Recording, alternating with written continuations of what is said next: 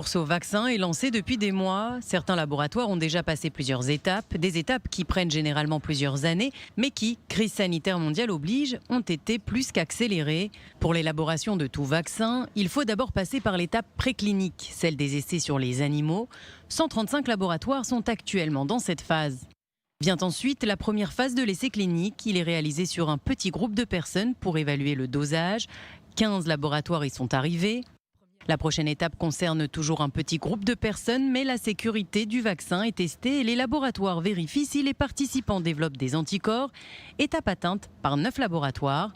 Puis vient la phase 3, où l'on teste l'efficacité de l'éventuel vaccin sur un échantillon beaucoup plus large de patients. À ce jour, 6 laboratoires en sont à cette étape, qui est l'étape finale avant l'obtention de l'autorisation du développement et de la commercialisation du vaccin. Autorisation qui n'a encore été reçue par aucun laboratoire. Mais 2 essais cliniques sont très avancés. Celui de l'américain Moderna, qui entame bientôt la dernière phase. Si celle-ci est concluante, leur produit devrait être prêt à être commercialisé début 2021. Produit sur lequel Israël a déjà une option d'achat. Et celui de l'université d'Oxford, en Grande-Bretagne. L'essai en est déjà à sa phase finale. Les premiers résultats devraient être publiés très prochainement.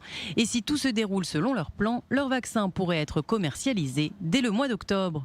Un processus qui prend donc du temps. C'est pourquoi nombreux chercheurs se focalisent aussi sur d'éventuels traitements, en détournant notamment des médicaments qui existent déjà et qui sont donc déjà approuvés par les différents organismes médicaux.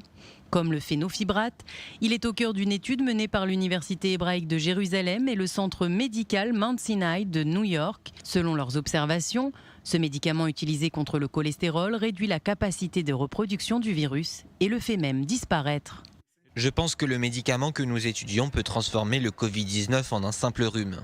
Un essai clinique devrait être lancé dans le mois à venir en Israël et à New York.